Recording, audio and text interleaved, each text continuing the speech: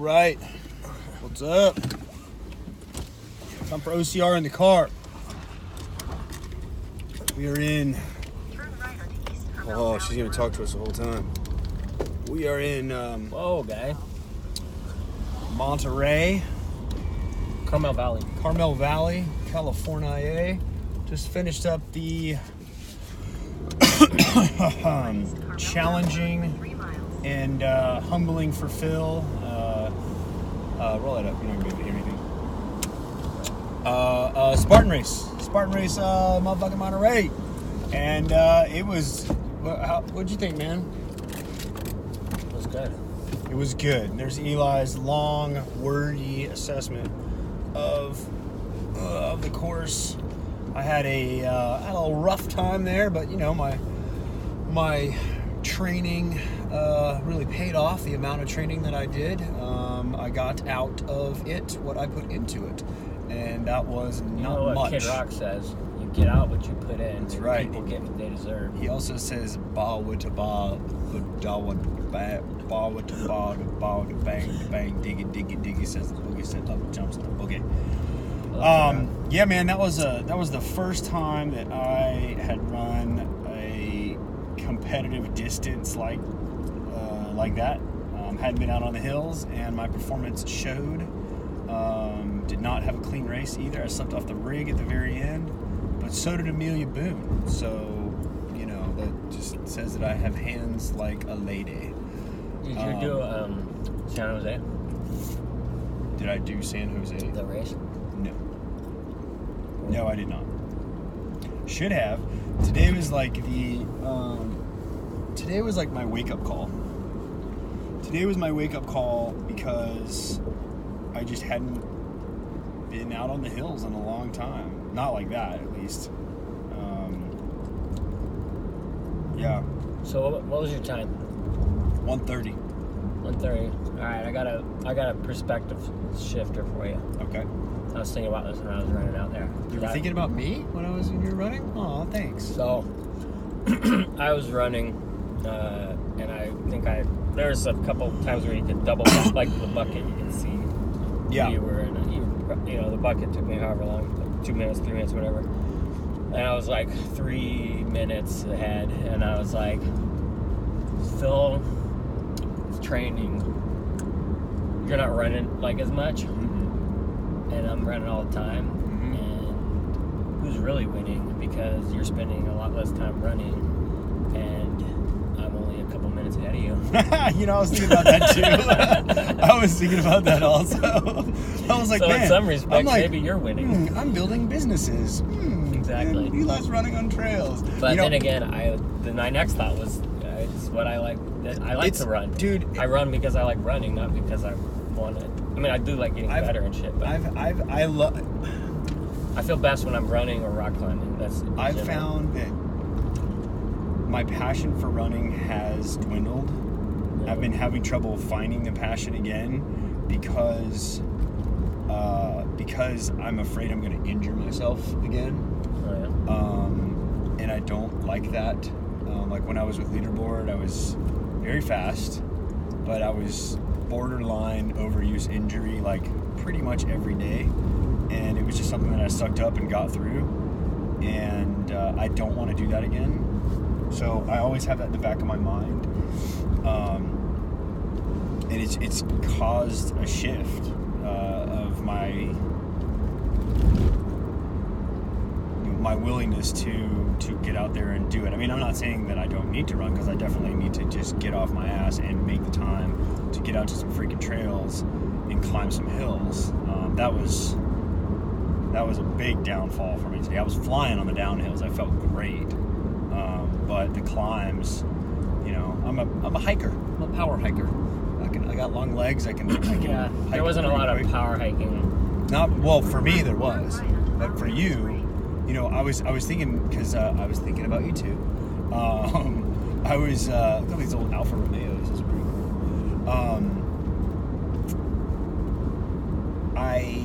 You probably didn't hike once. You were probably just trucking all the hills, weren't you? Because there wasn't, for the most part. Because I was looking. What I do is I look at my my pace, and if my pace is dropping below like 15 minutes per mile, I'll start. Like it's going over 15 minutes. Yeah, I'll start. Shut up, Google. Do you want me to turn this off? Like you can turn the alerts off. I start power hiking. Yeah. But I kept looking at it because like what happens is you get uncomfortable and you're like, oh, I should probably power hike, and then you do, and you're going way slower. Like, yeah. And so I made a commitment to not power hike this race, and for the most part, I didn't. There's a couple spots where I was kind of walking, but not really. Yeah. I think I took it out too fast. Yeah, I was looking at the video that Liz shot, and you came out real fast. Yeah, I probably should have ran a little bit slower in the first 2 miles. Shit. But I wanted to get myself in the thick of it, and I don't think it like really crushed me. I didn't really like fall apart at all, but I don't know. I was borderline. I didn't fall apart, but I was thinking to myself, this is your wake-up call. You're not having fun with this because you're unprepared, and it's no one's fault but your own. Yeah, that's the other thing about like doing the preparation is like the race experience is much better. Yeah. You feel more. Dude, there's more integrity. Well, there's more enjoyment. There's more like you're like, yeah, I'm gonna fuck this course up. Bring it. Yeah. Versus like I didn't want to burden you with my a woe is me story, but like this morning, I was, for the first time in a long time, I was like, I am unsure about myself on this. Okay. Like I don't really want to do this, but I'm here and I'm gonna do it. And now that I knew that once I got into it, I knew what was gonna happen. My brain kept kind of calling me to shift, and I would have the positive influx of like, yeah, we're out here doing it, and I'm really open up. That didn't come till about half the race, but I knew that I would get there. Now that we're done with the race, it would be nice getting caught behind a really slow truck on a single lane road. Yes, we just did. Whatever, no rush. But now that we're done, and I've got that extremely valuable personal biofeedback from myself. I mean, my legs felt like freaking toothpicks out there. I mean, maybe not toothpicks, but I was looking down at my legs, and I was like, come on, guys, like, you've been running for over half your life. It's not like I haven't been running. I've been running on streets and getting miles in where I can. Right. I hate running on roads. And it's nice to get out, dude, and just get out and get funky with nature. Get out there. But it just takes a lot of time to do that sometimes. Yeah, it's a funky efficiency you have to build. I'm lucky because I live in the city, and there's actually a lot of routes on the way home. Mm-hmm. And then also, I train a guy in Redwood City, and just 5 minutes from there, there's stuff in Redwood City. There's Kenyatta Road, and the trail that runs along that. 16 miles of trail. That is a nice little straightaway, isn't it? So yeah, I like figuring out all these different things to where because you really have to, you only have so much time, and you have to look at like all the factors that affect your usage of time, and one of those is getting to and from the trail. If you're not lucky to live like right next to the trail, right? Like that is another obstacle in itself. City folk. So, what I was saying was, now that it's post-race and I have this valuable feedback from my performance, I know exactly what I need to do, which is A, lose 10 to 15 pounds, and B, put in at least 2 more days a week. You're on this 2 more days a week of trail running. Like, screw the track, screw the roads. Yeah, but get out and get. Aren't you focused on stadiums? Yeah, I am, but I mean that's kind of dwindling. And honestly, like now that I've done 3 stadiums this year already, 2. No, just 2. Well, the third one's going to be next weekend, and it's like, you know what, like. You prefer the other one? I shine a little brighter in the stadiums, but But it's the same thing after a while, you know. It's so like, this is more the concrete. true ethos of Spartan.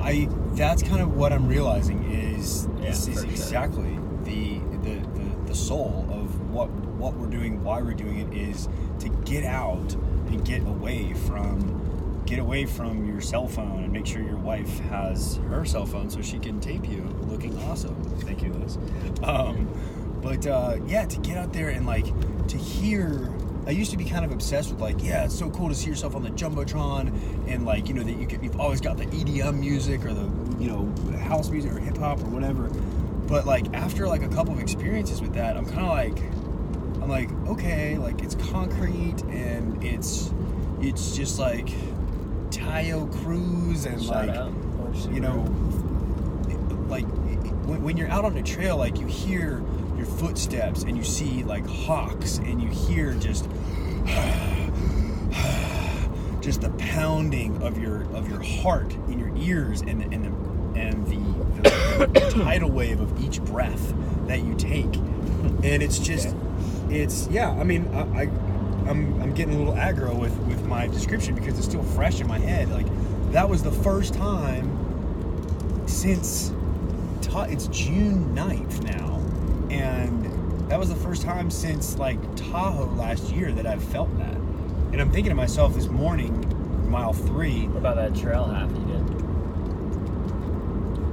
Yes. Okay. There was the trail half, but it was a trail run. You know, like that was like a training run for me. That's what I took it as. I did feel that, but it wasn't like I didn't have that mindset of like this is an OCR. This is what we do. It's a trail race, you know. It's like you just run, which I'm not trying to downplay the significance of that because it took second place and it was awesome. It's nice to get on the real course. Get on the real course, and like once you do the twister, like or the bar, the low crawl thing, which I got really dizzy on. By the way, I don't know if you did. I didn't spin. I spun. I got real fast. I didn't really touch the ground today. Really? Good for you. I was like, you know, I was funny because I was like, Liz was filming and I realized I probably wasn't quite pushing it enough. Because I was like, hi Liz, like, what's up? Like, yeah. Like, we always look slower on video. Yeah. Like, I could have. I was looking at myself, I was like, oh no. Yeah. Oh no. Not only am I heel striking, but I'm slow. Yeah. But you're just so tired when you're doing that stuff, you know? You gotta go faster. You gotta go fast. And that segment was... If it was a switch that you could just flip... Probably could save a minute on that segment if you just push it a little bit harder. Which segment is that? The rope climb, sled drag, barbed wire crawl. Yeah. There was like... Well, what was also, right before that? Because you were coming... It was downhill. It was a downhill, but there was like... That was right after... There was A-frame. There was... A-frame was... downhill, then the A-frame, which takes a little bit out of you. The A-frame's not too bad. I mean, it just kind of chips away just a little bit. I use A-frame and Olympus... Or not Olympus, Stairway to Sparta. I use those for recovery. Yeah. I was kind of tired. I was thinking to myself... Because that was like mile 3 or 4 when you got to the barbed wire. But before that... And then right after that was the bucket, right? Right after the barbed wire crawl was the bucket, yes. I'm excited for that segment again. That was... I really liked how they're grouping the obstacles together more. The sprint will be much more challenging. The sprint is cutting out all that first running section, and you just start off, and you just go through that gauntlet. Oh, cool. Pretty soon, like, I think you, like... I gotta look at the map again, but I think you, like, start and run just a little bit, and then you're doing, like, that barbed wire and all that stuff. That makes sense. Yeah, it'll be fun. That's gonna be awesome. You should get Matt to shoot coverage. Matt no longer works with us. Oh, just as a friend. Okay. Yeah, if he's there. Yeah, if he's there. Where were we? Yeah. Yeah, take a left. We're gonna get some ears barbecue. Are popping. Your ears are popping? So much.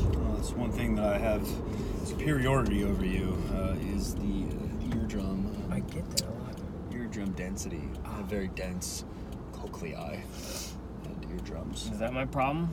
Yeah, that's your problem, bro. You can have the speed. I'll take the eardrum density. Oh, Monterey's right over here.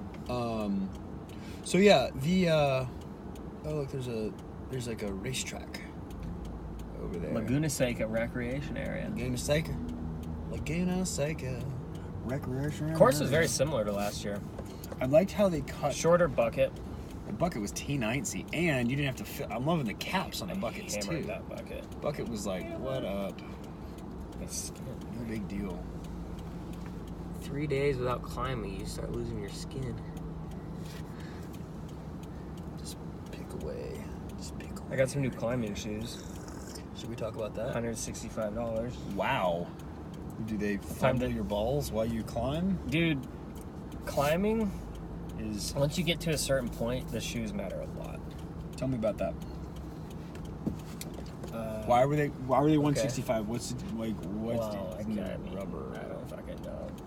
I think Somebody was like, "Give me money," and you were like, "Okay." What it is the way they shape around the heel, the quality of the rubber. The front end is like sharper and harder, like the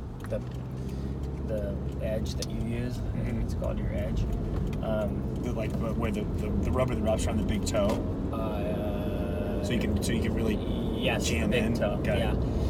And so like your feet are very important when you're when you have smaller holds, because you take the pressure off your hands. Mm-hmm. And I was like, my old shoes I was slipping off the footholds, and like not having confidence to let's say I need to do a quick release. Mm-hmm. I wouldn't feel confident that I could get the feedback with my feet. And so I was noticing I was missing routes that I shouldn't have been missing. Got it. And then like you either have like entry level like $90 shoes, and all the rest are like $150 and above. Yeah, I'm at entry level myself. Yeah, and so I decided, and like I was reading about, like just online, like shoes. Basically, when you're above V3, you need to have better shoe, is what they say. Okay. And until you're climbing these harder routes, it doesn't really matter that much. It's a hard process to find these better shoes, because rock climbing the fit is weird. Like it's very tight. It's very uncomfortable. It's uncomfortable. Should probably climb tomorrow. Yeah, climbing is very interesting. Like I was working on one route for like 2 weeks. Really? Wow. I just could not get it. When you climb, when you're working out, when you go for a climbing workout, you how long do you give yourself in the gym, in the climbing gym? Like how many, or do you do? How much time do I spend climbing? Are you like, I'm going to stay in this place for an hour? I just, or do you climb a certain number of routes? Or how do you do that? Well, climb till someone falls on your head? My favorite thing is when I'm done and I can just climb. And I'll go for like 2 hours, 2.5 hours. But, you're not climbing the whole time. But like, I try to have at least an hour, 90 minutes. Because it takes a while to warm up. And I don't really have I haven't gotten to the point where I'm fully strategizing my climbing, which I need to do because I'm not that good at it. Now, to have the shoes, you need to get good at it, right? I'm getting better. I mean, I'm getting V5s. I haven't started attempting V6s, but I'm getting some V5s, depending on the holds. Mm-hmm. And I used to not even be able to do one move on a V5, so that's an improvement. That is. That's good. It's like running and rock climbing are both kind of synonymous. Similar, because you put a shitload of time in and you make very small improvements. And then when you do, I think that might be what it feels really good. It might apply to anything worthwhile. You practice. Yeah, you practice. probably. The better you get, your returns diminish because Tetris. Tetris. There you go. Case in point. All the things I do are like lots of time, little payoff. Well, that's because you're and like no financial reward. Think about what you do it for the enjoyment. Like, think about when you first started, like as a novice, I don't know, climber or OCR guy. Do you just hold this so you don't kill us? I'm just checking in. Okay. Nice phone case. That's where we're going. Boom. We're going to be at Tipsy's Barbecue or something like that.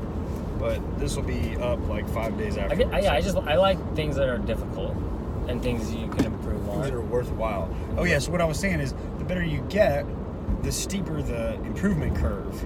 Right? So you hammer 10 more miles a week than I do, and you're 3 minutes ahead of me. You hammer probably a lot more than that, but as you get better, you know what I'm saying? Like, yeah. It levels off. It doesn't steepen it. It levels off.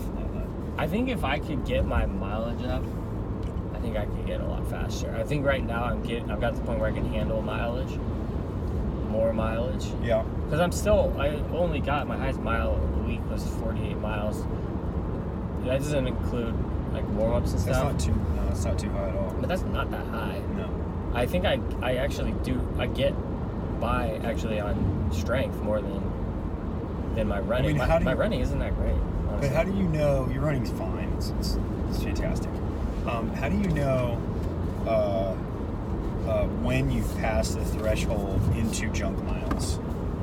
I don't know. You don't know? It's just kind of like... Because I have a coach. Yeah. I do what he says. You should ask Ian. Ian Hosick. Ian is not going to watch this. Ian better watch this. When do you know? I think what you know. I think what it is you have like a steady progression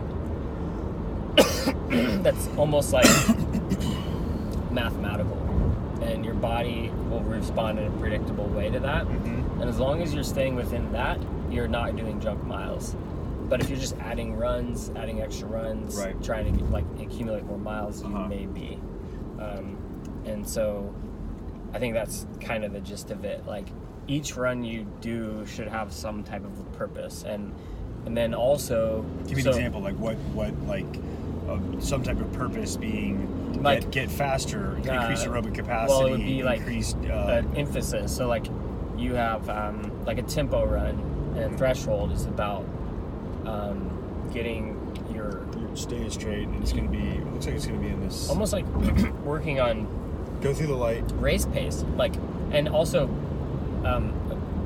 feeling like getting comfortable running at a pretty uncomfortable pace. It's right there. Whoa. Is it? Oh! Oh, we shook Liz. Did we? Yeah. No, bye, Liz. Bye. Bye, Liz. Actually, she might have gone in the real lot. Yeah, I think we actually missed it, and Liz is smarter than us. Shit. We also almost died. That was awesome. Nah, we almost die all the time. That's fine. Welcome to so you got that, and then like the hill repeats. Those are all about VO2 max, increasing your VO2 max because you're running. Look, she did. She's right over there. And then you've got like runs that the purpose is recovery, and this place is huge. And volume. What are we? Let's park over there. Yes. I'm sorry, I was not listening. What? I was listening a little bit. What? We're talking, the point, the objective, because she didn't know what was going on. Yeah, and so like, maybe you're at the point where you can get good recovery from running. I never felt that. I've never experienced that. Like, I don't. Good recovery from running? Like, people a lot of the times do recovery runs. I don't feel like I'm recovering by running. I feel like I recover by not running. I feel like I recover by stretching and maybe taking a nice bath. But yeah, junk miles, like, I don't know. I think if you're running super slow, way below your aerobic threshold. I think a good closer to this OCR in the car is saying that junk miles, and Ian, when you watch this, let us know. Junk miles, he's gonna watch it. Junk miles are in effect when your metrics start slowing down, when you start to start training unrecovered because you're not giving yourself enough recovery because you're running too much, and when your metrics start going, I think that's a good way to know when you're in the junk mile sector. I guess my question is just like, is there a finite number? Which I don't think there is. Anyway. Depends on the person, and it depends on how quality your like volume runs are. If they're high quality, it's probably not junk. If if they're low quality, it's probably junk. And if they're taken away from your ability to do something that is probably going to get you more benefit, like a threshold run or hill intervals or something, because you build endurance with long bouts, and you Hop on in. We're just finishing up. You Come on in, hop in. It'll be fun. and then you build speed by running fast, and you build your tolerance for your like speed endurance by running tempo. And when you're not doing that, you're getting prepared to do that. What do you think, Liz? I just walked in. I don't know. Say hi. Hello. That's good. Let's wrap this thing up. Cool, wrapped up. Deuces.